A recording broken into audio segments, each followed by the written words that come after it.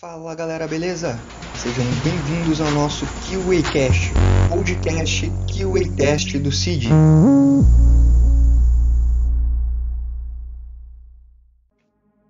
E hoje nós estamos com um tema que eu tenho certeza que vocês gostam bastante: automação de testes. E nós já temos alguns episódios aqui sobre esse tema, então se você quiser é só dar uma olhada aqui mesmo no nosso canal. Agora bora parar de enrolação e começar falando um pouco sobre a aproximação entre desenvolvedor e tester.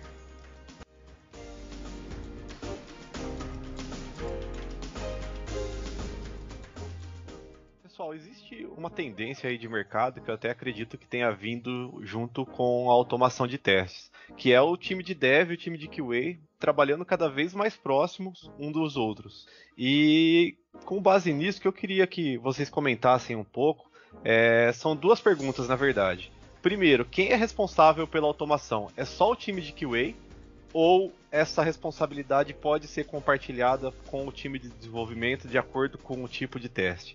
E uma segunda pergunta é, com essa proximidade entre os times, como que a gente consegue fazer com que a qualidade, a cultura da qualidade, seja propagada além das fronteiras de QA? Que essa cultura que já é intrínseca no time de QA, que ela consiga também ser adotada pelo time de desenvolvimento e pelos demais times envolvidos no desenvolvimento do projeto.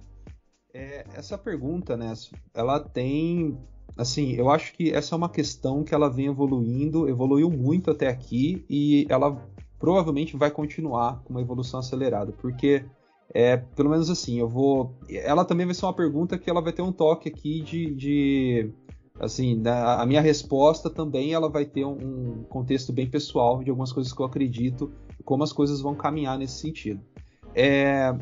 Lá atrás, e isso não faz tanto tempo, né? A gente está trabalhando em formas de pool agora, né? Então você tem um time de QA que atende vários projetos, né? Há um tempo atrás isso não existia. Você tinha os times de QAs, assim, as pessoas de QA isolados dentro de cada projeto, trabalhando ali em conjunto. Porém, mesmo estando no mesmo projeto, no mesmo ambiente, às vezes, você sentia uma barreira com o time de desenvolvimento e o time de QA. E assim, era recíproco, né? Então, olha, você desenvolve aí, eu vou testar, e se não tiver legal, eu vou devolver para você e você conserta, né? E a mesma coisa acontecia o inverso. Olha, eu vou desenvolver aqui, espero que se tiver algum problema eles não encontrem, porque eu quero que esse código vá para commit e já entre em ambiente de produção o mais rápido possível. E o interessante é que essa barreira ela foi gerada e hoje eu penso e visualizo que essa barreira está sendo quebrada cada dia mais, né? E por quê? Porque a gente tem o senso de qualidade, né? A qualidade, ela hoje, né, quando a gente pensa em qualidade, você precisa pensar que ela precisa estar presente em todo o processo de produção de software, né? Desde o começo da definição dos requisitos, de quem vai estar desenvolvendo, fazendo a parte de codificação, quem vai estar testando. Então, assim, talvez o que eu chamaria e colocaria em evidência aqui é a questão da integração. Quanto mais integrada a equipe estiver, melhor vai ser a qualidade daquele software. E aí a gente entra nessas questões, né? O que o QA precisa automatizar e o que talvez seria responsabilidade de desenvolvimento, né? E como que a gente se aproximaria essas duas equipes? Retomando a questão da integração, eu acho que ambos os lados eles se sentem mais à vontade quando eles entendem que está rolando ali uma parceria e não um combate de áreas, né? A gente tem que eliminar isso cada vez mais do nosso dia a dia, porque o que a gente precisa é da parceria em si. Então, se você começa a praticar outros tipos de testes, e aí vem uma opinião pessoal, mas é uma coisa que eu venho percebendo muito forte no mercado. Um exemplo, testes automatizados e testes unitários. Tá? O teste unitário, hoje, qualquer curso que você pega de desenvolvimento, sempre tem alguma área ali que ele vai falar de testes de unidade, né? Que é o próprio desenvolvedor está criando seus testes para poder verificar se aquilo que ele está implementando está ok, né? Eu acredito que essa é uma tendência muito grande, e eu já vejo isso acontecendo em algumas empresas, ou pelo menos de pessoas que eu conheço em outros lugares, é de que os QAs estão cada vez mais trabalhando nessa área, né? Criando testes de unidade junto com o desenvolvimento, né? Abrindo os projetos de desenvolvimento ali no seu ambiente mesmo, olhando o código, vendo o que o código está retornando, o que as classes estão retornando e criando testes de unidades para essas classes, né? E estando junto ali do lado do desenvolvedor. E aí, a partir disso, você segue essa pirâmide de automação que a gente comentou anteriormente, né? Então você tem testes de unidades ali em conjunto com o desenvolvimento, depois você vai para teste de componentes para ver se tudo está se conversando, até você chegar no teste aí de interface de usuário, onde você vai criar os testes de front-end, usando Selenium, enfim, o que for necessário. E normalmente isso rodando tudo dentro de uma pipeline, que também vai ser um assunto que a gente vai falar um pouco mais para frente. Então, assim, para que as ferramentas se integrem, é necessário que as equipes também se integrem. Então, eu acredito muito que isso é uma tendência. Você vai ter cada vez mais o QA do lado do desenvolvedor, e inclusive em alguns momentos essas funções devem até se confundir e serem semelhantes, né? Enfim, eu acredito nisso. E nada melhor do que você se aproximar uma equipe da outra, trabalhando de fato junto, inclusive no mesmo código. Então, por isso que eu acho que hoje o teste de unidade é uma base muito importante para qualquer desenvolvimento de software, né? E o QA, na minha visão, ele precisa participar disso. Nós, como QAs dentro do desenvolvimento, a gente precisa propagar melhor essa questão da cultura de qualidade. Os times que normalmente têm essa divisão e que não tem essa mesclagem das atividades acontecendo naturalmente, eles atuam de uma forma muito mais em conformidade, desenvolvimento em conformidade, do que o foco em qualidade. E isso é uma das responsabilidades que a gente tem dentro do time, de mostrar que a gente precisa ser mais dono e responsável daquilo que a gente produz. Então, a partir desse momento em que as pessoas começam a entender a importância da colaboração delas dentro do processo e de como ela precisa pensar na qualidade daquilo que ela está desenvolvendo, você naturalmente tem um comportamento mais ativo do que reativo dentro do processo de desenvolvimento de software.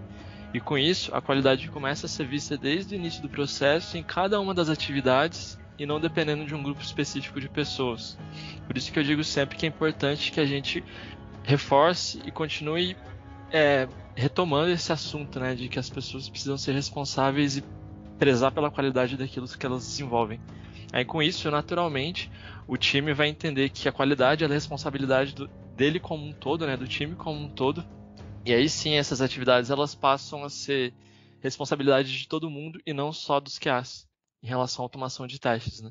Então, da mesma forma, eu já trabalhei em time que eu precisava fazer code review de código-fonte de desenvolvimento, sabe? Assim, a gente não tinha tanto uma distinção de atividades de teste e atividades de desenvolvimento. Essas coisas, pelo caráter colaborativo do time, por eles terem essa mentalidade de qualidade, elas acabavam se mesclando com as atividades de teste, as atividades de desenvolvimento com as atividades de teste. E é nesse ponto que eu acho que a gente tem que focar na cultura de qualidade. Fazer com que todo mundo entenda a diferença entre trabalhar com conformidade e com qualidade. Realmente, né, o que mais ocorre, né, às vezes o desenvolvedor achar, né, delegar a qualidade pro testador, né, e a importância, né, dos que vocês comentaram, né, da integração. Mas vai haver alguns casos ali, né, do oposto, né, de chegar em algum projeto e o desenvolvedor falar, não, mas a gente já faz os testes unitários aqui, quando você vai falar, né, de automação. Já viram um caso parecido com esse? E como é que foi a abordagem? Vocês fizeram, né, os testes automatizados mesmo assim? Com esse tópico a gente retoma aquele assunto da pirâmide de testes, né? Os testes unitários eles estão na base da pirâmide. Então, por mais que eles já existam, e eles devem ser sim, fundamentais no processo de desenvolvimento de software, sempre existem várias outras camadas em que a gente precisa se importar. Ele está no nível inicial em que a gente valida a qualidade do código e do fluxo que a aplicação toma dentro do código, né? Então, essa é só a primeira etapa de uma caminhada bem maior que a gente precisa atingir para ter a cobertura de testes como deveria. Por isso que eu acho que sim, os testes unitários eles precisam ser focados, eles são prioridade, mas depois disso a gente tem outros pontos que precisam ser cobertos dentro do processo de desenvolvimento. A parte de teste unitário, né, conforme mesmo o Saldanha, né, complementando, existe um longo caminho, é muita coisa ali entre, né, a produção do código unitário até a gente chegar na parte de interface, né? Existem outras coisas aí no meio, testes não funcionais e também, né, inclusive, mas já aconteceu, eu já vi, né? Você perguntou, né? Vocês já viram isso? Como vocês lidaram com isso, né? Eu acho que a grande vitória para quem está começando a trabalhar com QA, para quem não está em um squad que tem essa cultura de qualidade, de você ter ali a pessoa de QA trabalhando junto com o desenvolvimento e o desenvolvimento trabalhando junto com a parte de QA, né? Eu acho que uma das grandes vitórias já é você ter acesso ao código o código do projeto, né? Eu já vi pessoas que comigo não aconteceu, tá? Mas eu já vi ambientes onde o tester às vezes ele pede até para poder ter um contato com o código, para poder tentar ali de alguma forma aplicar algum conhecimento que ele adquiriu e ele nem conseguir ter acesso a isso, né?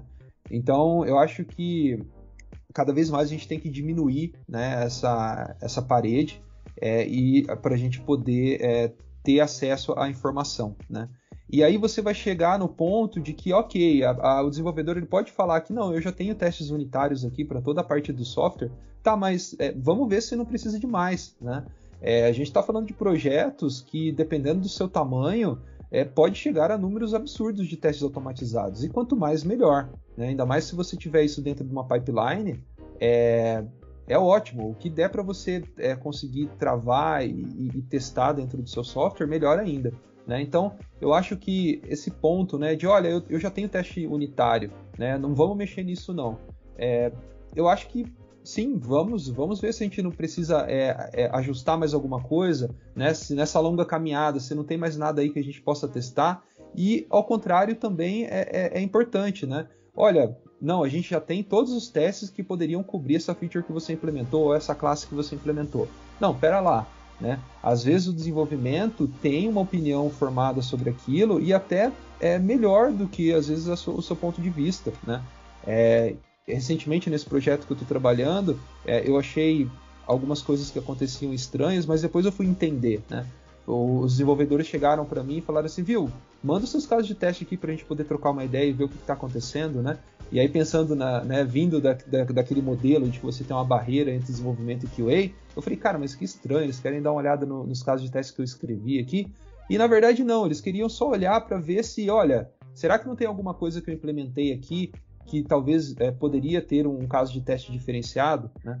Então eu acho que as duas vias elas precisam estar livres, né? A comunicação, a integração, espalhar a cultura de teste aí no time. Então é que eu vejo muitas vezes do desenvolvedor fazendo aquele teste unitário para inglês ver, né? E às vezes a gente confia que a base da pirâmide tá fundamentada, mas essa visão... Às vezes não tá, né? Não tá, exatamente. Então, realmente, excelente colocação de vocês. A gente precisa tirar cada vez mais a ideia de fiscal, sabe? Às vezes isso amedronta um pouco. A gente não quer fiscalizar, não quer apontar, e também o inverso não é assim que as coisas precisam funcionar, né? A gente quer colaborar, né? Então, às vezes tem um teste unitário ali que não está tão bem assim, ou um teste de interface que não está tão legal assim, vamos ver o que a gente pode fazer para melhorar, né? Sempre com esse pensamento. Até porque eu acho que é muito menos doloroso, né, um bug ser descoberto aqui em QA dentro de casa do que chegar no cliente, né? Sempre isso vai ser muito mais simples corrigir um bug agora, no começo, durante o desenvolvimento, do que esperar chegar no cliente, fazer aquele barulho porque o cliente encontrou um problema. Então é sempre benéfico para todo mundo o QA encontrar um problema, já que ele existe, né? Exatamente. E aí, dependendo e assim, né? E você vai diminuindo. É melhor você encontrar o bug no código do que você encontrar lá na frente, depois que a interface já foi feita, o botão já era para estar funcionando. Então é aquele negócio, você ter a base da pirâmide fundamentada, né? E de forma colaborativa para que todo mundo possa ter aí uma sprint tranquila e não precisar pedir pizza no final do dia, né? Esse daí é um dos objetivos. o custo de resolver um bug, quanto antes ele for encontrado, em todos os sentidos aí da palavra custo, né? Ele é menor, né? Então, quanto antes encontrar o bug, ele fica mais barato de ser resolvido.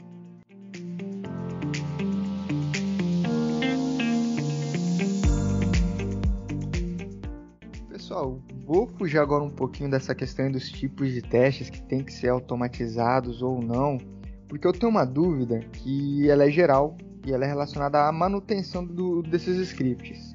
E aí depende do tipo de teste. E aí, aproveitando que os universitários estão aqui, eu vou pedir a ajuda de vocês, porque o que eu quero saber é se vocês têm alguma estratégia, alguma dica que vocês poderiam passar sobre como eu posso estar mantendo esses scripts de automação, eles sempre organizados, sempre robustos, sempre eficientes, vamos dizer assim. Maravilha, RGB. Vamos lá. Eu acho que nessa pergunta, antes a gente precisa entender o que é a robustez, né? Ela tem diversos sentidos e, assim, diversas percepções. Eu vou falar para vocês aqui o que eu entendo como robustez e pelo que nas pesquisas que a gente faz, né, para poder entender sobre o tema, o que eu encontrei também falando sobre robustez, né?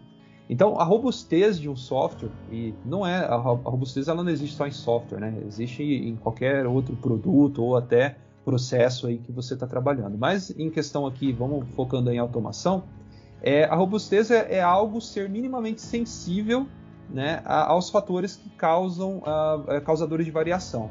Então, assim, quanto mais sensível no caso, né? Quanto menos sensível ele for, né, em relação aos fatores que causam variação, melhor, né? É algo robusto. Então, vou exemplificar aqui para vocês, né? Quando você fala em robustez, você está falando que algo é robusto em relação a alguma coisa, tá? Você nunca tem, por exemplo, vamos pegar um exemplo, deixa eu ver alguma coisa da vida prática aqui. Vamos pegar ali um Tostex, sabe, que você faz ali o seu pãozinho da manhã.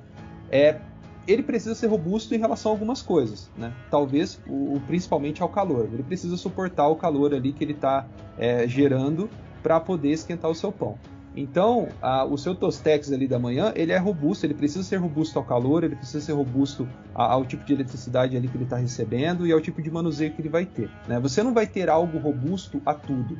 Ele é sempre robusto em relação a alguma coisa. E quando a gente fala em scripts de automação, né, robustos, a gente está falando exatamente sobre isso. A gente espera, né, quando a gente constrói um script, um ambiente de automação, e que a gente chama esse ambiente de robusto, né, que ele seja robusto, que ele seja robusto em relação, primeiro, ao software que ele está testando, né? Então, aqueles scripts de teste que você fez, ele precisa de fato cobrir o software que ele está testando e também ser robusto a ele mesmo, contra o quê? Né? Contra testes que, devido à implementação do script, ele mesmo gere problemas, né? Que já acontece muito quando você vai rodar automação, aí a pessoa vira para você e fala, tá, mas o erro está no software ou está no script, né? E às vezes você vai investigar, às vezes tem alguma coisa ali no seu script que você produziu e que não está tão bom assim, né? Só que se você não tivesse um feedback em relação a isso, você nunca saberia onde que o erro estaria, né? Então, para a gente poder manter scripts de automação, né, em condições ideais para o teste, né, é sempre interessante que esses scripts eles sejam acompanhados de logs, né, para a gente poder saber o que está acontecendo no nosso código conforme ele roda. Focar em produção de um código limpo, né? Então, assim, a automação, ela teoricamente e assim na prática, né, ela é um processo de desenvolvimento, né? Você tem ali um código, uma estrutura, né? Então é importante você manter o seu código limpo, tanto para você saber o que está acontecendo ali, como para as outras pessoas também saberem, né?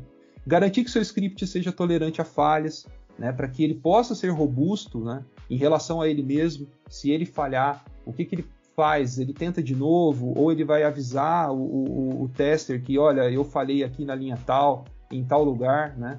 Então, garantir essa tolerância a falhas, estruturar o código, como eu disse anteriormente, para poder facilitar a leitura, tentar deixar ali documentado, né, com ali os métodos que você produziu e tudo mais, e focar em utilizações de frameworks de testes específicos para o seu projeto e, de certa forma, tentar escolher os melhores para aquilo que você está fazendo, né?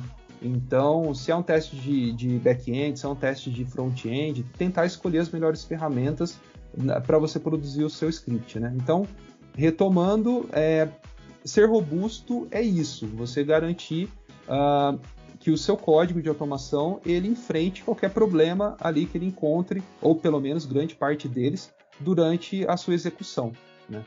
Porque não é esperado, né? A gente não espera que, olha, tá tudo pronto, vamos botar para rodar o teste automatizado. Aí na hora que você dá o play ali, ele quebra por algum problema ou de implementação do script, ou de fato alguma coisa que a gente não se precaveu e que o software que a gente está testando acabou soltando um resultado que a gente não esperava e aí o teste quebrou, né? Então, basicamente é isso. Eu não sei se eu respondi a RGB, mas acho que o Léo vai conseguir complementar bem esse assunto também. Existem alguns pontos que a gente precisa se atentar desde o início do desenvolvimento dos testes automatizados que ajudam a manter os testes escaláveis e facilita na manutenção, né, no futuro, à medida que esses testes forem crescendo, você conseguir retornar o código e fazer com que ele cresça de uma forma organizada e bem feitinha. Acho que a principal coisa que a gente tem que ter em mente quando começa a automatizar é a stack que você está trabalhando. Então, por exemplo, você tem um projeto que ele é web. Então, você tem que dar suporte para 3 browsers diferentes. Com o tempo, a suite de testes vai começar a crescer. E aí, no futuro, pode ser que você comece a pensar em paralelização, algumas outras alternativas que você tem para que esses testes eles não levem tanto tempo para serem executados. Só que como lá no início você já sabia que seu projeto seria um projeto web e que você teria que dar suporte para 3 browsers diferentes, você já começa a montar ele de uma forma que você consiga usar um Selenium Grid ou alguma outra alternativa que te permita essa paralelização. Então essa pesquisa inicial, antes de começar o desenvolvimento dos testes, ela ajuda bastante no futuro. Você consegue dar manutenção e fazer isso no futuro, mas é mais difícil. Outro ponto que vale a pena ressaltar é a questão do uso de um design pattern. Então, assim como no desenvolvimento de software, para desenvolvimento de testes automatizados, você tem alternativas de design patterns que podem ser aplicados no código para que ele continue organizado e seja de fácil manutenção. Uma outra pessoa que venha trabalhar no seu código, que conheça aquele design pattern, ela já vai entender aquilo que você está fazendo.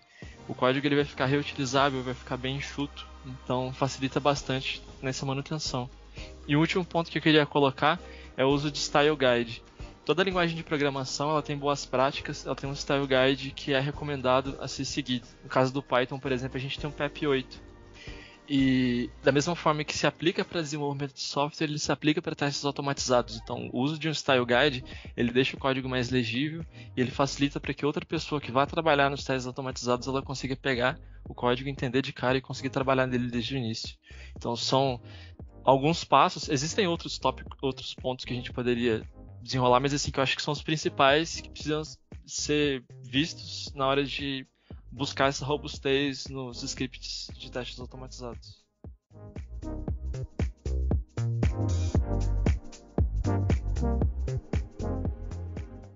Só vocês comentaram, né, dos tipos de teste e dessas melhores práticas aí também, né, para a gente fazer automação.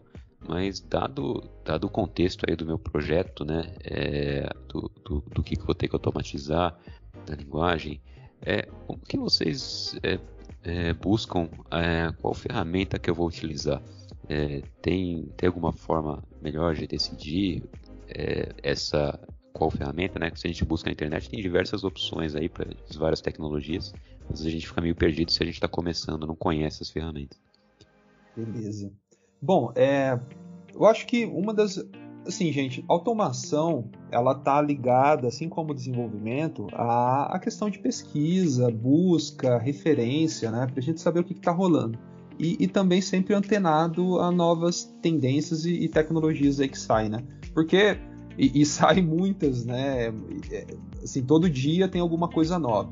E eu acho que o que deixa a gente mais confortável é uma análise daquilo que sobreviveu no tempo, né? Então, assim, existem ferramentas que elas estão disponíveis aí pra gente até hoje, que continuam sendo atualizadas e que continuam tendo suporte, né?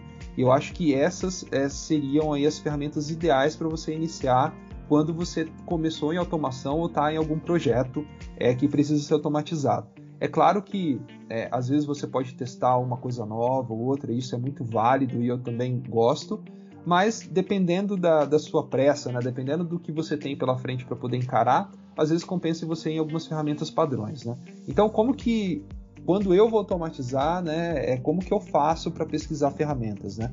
Eu parto exatamente do que a gente comentou anteriormente, que o Léo entrou no assunto das stacks, né? Eu tento entender o que o projeto espera, o que está acontecendo ali dentro e quais são as tecnologias que eu vou ter que trabalhar e o quanto isso vai ter que ser escalável no futuro, né? Será que 200 testes aqui talvez seja a média que eu vou ter, ou isso vai escalar para 1.000, 2.000, ou eu tenho muitos sistemas operacionais para testar, ou muitos modelos, né? Então, tudo isso entra numa análise. Mas focando, né? Primeiro ponto, analiso a minha stack ali, vejo o que eu vou precisar do projeto, se é mobile, se é web, se é front-end, o quanto isso vai ser escalável, né? Qual que é o tamanho do meu projeto? Eu estou atendendo apenas um equipamento? Ou eu estou atendendo apenas um sistema operacional? Ou eu estou atendendo tudo aquilo que existe de versões de Windows ou versões de iOS? Enfim, aonde que eu estou chegando, né? Onde que o projeto pretende chegar? E aí, com base nisso, eu vou lá utilizar a grande ferramenta, né, que nos auxilia no dia a dia, que é o Google. Vou ver o que sobreviveu ao tempo até hoje e que ainda está tendo suporte, né? Então, vamos lá, beleza, eu vou querer fazer um teste de front-end.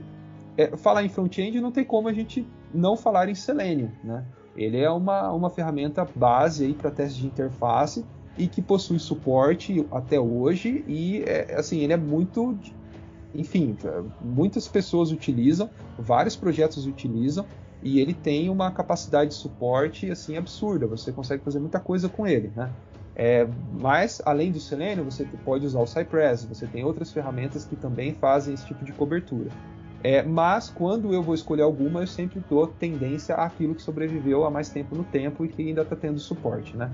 Se vai para mobile, você pode ter ali o Appium, que também é uma grande ferramenta e que faz muito tempo que está no mercado, mas você tem outras coisas mais nativas surgindo hoje aí, o Expresso e o iAutomator, né, coisas focadas em mobile. Se você vai trabalhar com back-end, né, Postman é uma ótima alternativa para você iniciar, para você poder entender aquelas URLs ali que você está batendo, o que você está recebendo de informação. O REST Assures, né, também que ajuda nessa questão de testes back-end. E para testes de carga, né, se você for pesquisar na internet, o JMeter aí eu acho que disparado é o que mais aparece em pesquisas e que o pessoal utiliza bastante, né? Tem o tal do K6 também, eu nunca mexi com ele, mas o pessoal fala bastante dessa ferramenta aí de performance, de carga e performance, né? Bom, eu acredito que tem alguns pontos que a gente consegue pensar na hora de tomar essa decisão que ajudam na escolha da ferramenta. É lógico que é importante sempre participar de eventos, tentar acompanhar o mercado e saber o que está tendo de novo na área, para a gente poder justamente saber quais ferramentas você tem disponíveis para serem escolhidas. Mas esses pontos que eu vou mencionar agora eu acho que são importantes e ajudam bastante na tomada dessa decisão. Primeira coisa que eu acho que você deve pensar na hora de escolher uma ferramenta de automação de testes é qual o objetivo que você quer atingir. Como eu já disse algumas perguntas para trás, cada projeto tem um contexto diferente, né? Então você tem projetos que estão em andamento, que já estão muito grandes, projetos que estão começando. Então o estado atual do projeto influencia no objetivo que você quer chegar. Se você vai automatizar só o fluxo crítico, vai focar na regressão, se você quer ter 100% de cobertura dos test cases. Existem vários objetivos diferentes que a gente pode seguir e isso ajuda na escolha da ferramenta de automação. Por quê? Quando você está no início de um projeto, normalmente você tem mais tempo para dedicar para isso tudo. Então, talvez esse seja o melhor momento para você poder escolher uma ferramenta em que nem vocês, os QAs e nem os desenvolvedores têm conhecimento, mas que é uma ferramenta que está sendo muito vista no mercado. Mas, por outro lado, também, se você tiver com um projeto em andamento, as entregas estiverem muito apertadas, a data estiver muito em cima, talvez seja uma alternativa melhor escolher uma linguagem de programação, escolher uma ferramenta em que a maioria das pessoas já tem familiaridade. E com isso, você tem um tempo menor de aprendizado e aí vocês conseguem começar a produzir mais rápido. Mas é sempre importante ter isso em mente, o objetivo que você quer atingir, quem são as pessoas que vão trabalhar nisso, e o tempo disponível para que você aprenda a ferramenta que vai começar a ser utilizada no projeto. Acho que ajuda bastante na escolha dessa decisão.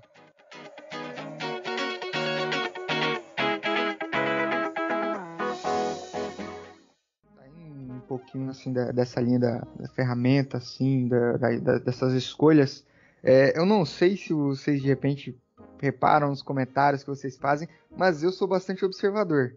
E seja de forma explícita ou de forma implícita até, vocês em algum momento, e em mais de um momento na verdade, chegaram a comentar sobre a integração contínua. E eu preciso ser sincero que não ficou tão claro, pelo menos para mim, sobre, por exemplo, como que eu faço essa integração contínua, e uma pergunta aí que eu acho que é até mais importante. Por que eu tenho que fazer ela? Por que ela é tão importante fazer essa integração contínua aí, linkando com a automação de testes? Integração contínua, ela faz parte do processo de desenvolvimento de software. Então, assim, sempre que você vai subir um projeto de software, você precisa buildar esse projeto e fazer o deploy dele. E a gente ouve falar de várias ferramentas que auxiliam nesse processo, né? A gente tem o CircleCI, Jenkins, Azure DevOps e várias outras que permitem que você crie uma sequência de atividades que fazem com que essas etapas que eu mencionei aconteçam. Você pega o código-fonte, compila, depois faz o deploy e torna a aplicação disponível. E como a gente fala muito sobre fazer entregas contínuas para o cliente, tem empresas que fazem deploys por dia para produção, isso acaba ficando muito inviável você fazer de forma semi-automatizada, que não é assim, no momento em que você submete o código, ele passa pela pipeline dessa sequência de atividades que eu comentei e é disponibilizado em um determinado ambiente. Então é por isso que a gente precisa que a integração contínua, que é esse processo que eu já comentei, aconteça também nos testes automatizados. Os testes eles não estão automatizados se eles não estiverem inclusos em uma pipeline de desenvolvimento de software, porque eles, por mais que você fale, no final da sprint eu vou pegar a suite de testes e vou executar na mão, não funciona isso. Os testes eles têm que servir como uma garantia de que assim que o código é buildado e deployado para um ambiente, que eles sejam executados e eles realmente encontrem os defeitos. E isso a gente garante colocando num processo de integração contínua, porque ele vai estar de forma intrínseca no processo de desenvolvimento de software. Por isso que é tão importante que a gente inclua os testes automatizados nessas ferramentas. Isso. Então, e além, né, dessa integração contínua, tem uma outra, né, que assim, eles acabam trabalhando junto, né, que é o tal do CI/CD, né, que é a integração contínua de CI, né, de Continuous Integration, e a entrega contínua, que é a Continuous Delivery, né. Então, você separa aí que aí a gente chama de pipeline, né, que é essa esteira, né, essa sequência de atividades que você vai configurar, né, seja no Jenkins, seja no GitLab, tem o GoCD, qualquer Actions, se eu não me engano, enfim. Então você configura essa pipeline, essa sequência de atividades, e aí elas vão ser executadas. A parte de teste, né, ela está dentro da CI, né, da Continuous Integration. Então, imagina assim, né, pensando numa esteira, você vai ter lá o desenvolvedor, ele vai codificar, ele criou ali um método e ele vai commitar, vai mandar lá para o repositório dele, né? Quando ele faz isso, a ideia, né, é que de forma automática essa pipeline ela seja trigada, né, ela inicia o processo. Então essa classe nova ela vai ser buildada, vai gerar ali um objeto de testes, onde a gente vai, junto com ele, né, rodando os unit testes, os testes de integração e seja lá quais outros testes que você tem ali no meio, né? E aí, depois de tudo isso testado, ok, tá beleza, a gente não tem nenhum problema grave aqui para cuidar.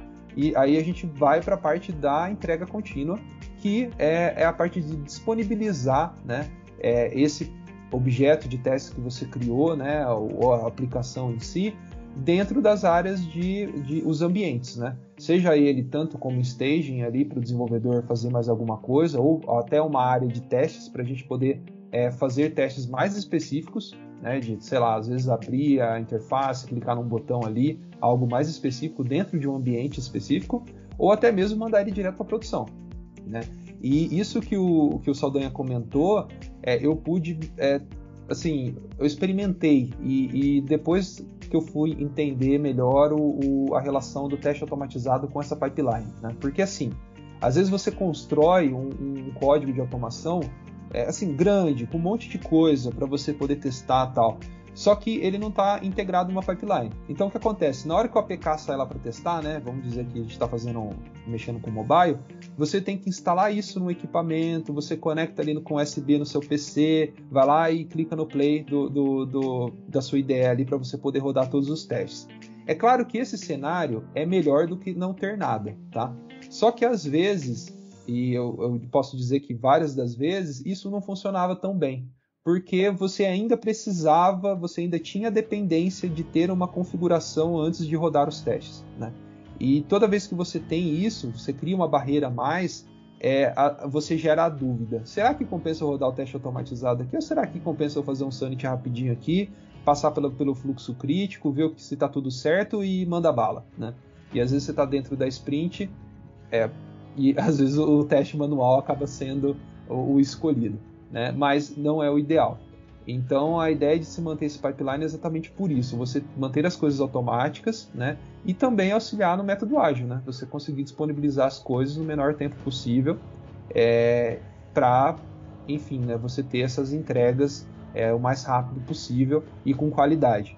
Então, basicamente, quando a gente fala de integração contínua, a gente está falando dessa esteira aí que a gente vai colocar tudo dentro dela e as coisas vão acontecer de forma automática. Não que para chegar lá o caminho não seja tão árduo, porque eu costumo dizer que o CI/CD é a cereja do bolo aí para qualquer processo de automação. É aonde a gente quer chegar, mas para chegar até lá precisa organizar muita coisa antes.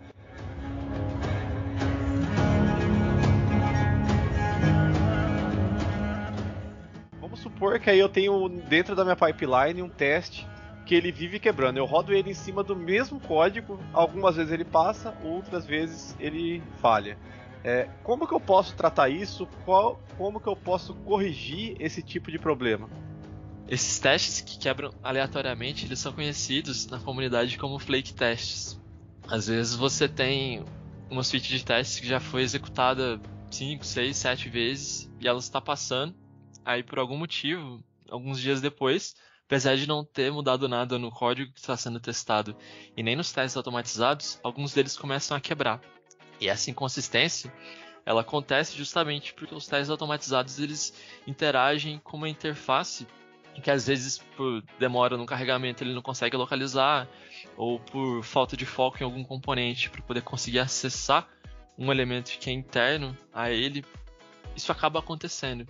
Então, a melhor forma de tentar identificar esses testes e remediar é pegando a suite de testes, executando assim várias vezes, não necessariamente na mesma versão. Você pode ir fazendo essa medida à medida que você for trabalhando nos novos testes. E realmente ir anotando quais testes que estão quebrando aleatoriamente. Porque você vai perceber que com o tempo, alguns testes realmente vão estar passando, eles não vão apresentar esse comportamento de consistência, e esses outros que quebram de forma aleatória vão ser sempre os mesmos. Ou seja, tem alguma coisa que foi feita naqueles casos de teste que não está legal e você precisa refatorar. Então, uma vez que você já tem executado um número grande de vezes, né, você já tem uma noção de que precisa trabalhar nesses testes. Então, nesse momento, você precisa dedicar um tempo para fazer uma refatoração desses casos de teste. Um ponto que sempre pega que esses testes quebrem aleatoriamente é a criação de casos de teste que são muito grandes, principalmente quando você fala de fluxo crítico do usuário. Não é certo você pegar e automatizar assim, o fluxo completo. O cara entra na aplicação, se cadastra, aí ele volta, faz o login, aí ele entra, adiciona os produtos no carrinho, faz a compra, finaliza e volta para o histórico de pedidos, tudo na mesmo caso de teste. Isso não é recomendável e é um tipo de decisão no momento em que você vai automatizar que pode fazer com que esses testes fiquem inconsistentes, porque ele está tendo várias interações ali que são dependentes umas das outras e podem fazer com que uma parte desse teste enorme faça com que tudo quebre.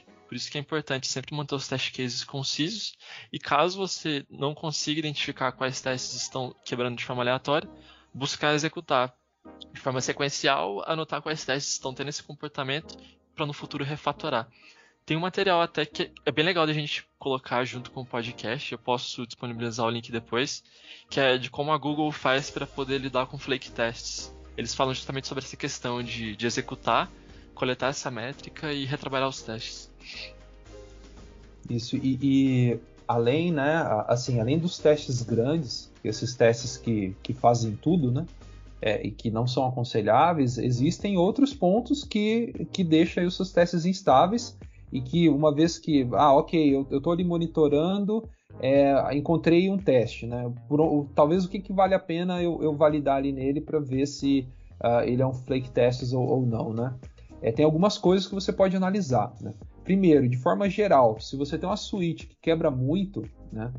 Às vezes vale a pena ver o seu framework de teste que você está utilizando ali, né? Normalmente não costuma dar problema, mas pode ser algo com o seu framework de teste que você está utilizando ou a forma que você está utilizando ele, né? Massa de teste hard-coded, né? Às vezes você tem alguns testes que você precisa usar uma massa de testes, né?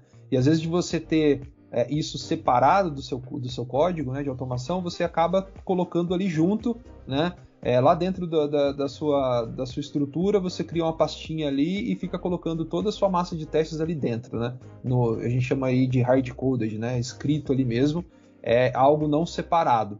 E isso também tende a dar muito problema, porque você vai começar a ter casos de testes acessando, né, informações de massa de testes, às vezes uma massa de teste única ali, só que ela está hard-coded e pode ser que numa dessa você esqueça de alguma coisa no meio do caminho e aí você tem o seu teste quebrando por causa disso. Então é sempre bom tentar manter essas massas de testes separadas e talvez até em arquivos diferentes, né? Talvez ou até num TXT, ou enfim, mantendo essas massas em dispositivos distintos do seu código, né? Coordenadas e XPath, às vezes você está procurando elementos dentro dos seus scripts, né, que está buscando XPath ou coordenadas. E aí basta esse botão mudar de lugar que você acaba quebrando seu teste. Então é interessante você manter elementos com busca por ID ou até por nome, né, para que você possa manter aí ele vivo durante as alterações, né? Compartilhamento de ambientes de testes, às vezes você tem um PC ali específico para testar aquilo e você compartilha isso com outras pessoas e não explica ou talvez deixa aberto, né, e acaba que o outro usuário acaba mexendo no seu ambiente e prejudicando alguma coisa ali onde você está rodando seus testes. Enfim, existem diversas coisas que podem acontecer, mas uma que eu sempre alerto, né, e que toda vez que, quando a gente está trabalhando em equipes que estão produzindo ali, mais pessoas produzindo código, né, o lance de você não manter uma automação como se fosse um esforço de desenvolvimento, né? Eu falei isso lá atrás e eu gostaria de reforçar que uma automação, ela é um esforço muito semelhante ao desenvolvimento, né? Então a gente precisa manter, inclusive, as práticas, né? Manter uma prática, dependendo da linguagem que você está utilizando, uma prática de código limpo, né? Deixar o seu código estruturado, com fácil acesso, né? Para você poder evitar problemas e gerar aí testes instáveis, né? Acho que complementando basicamente isso daí.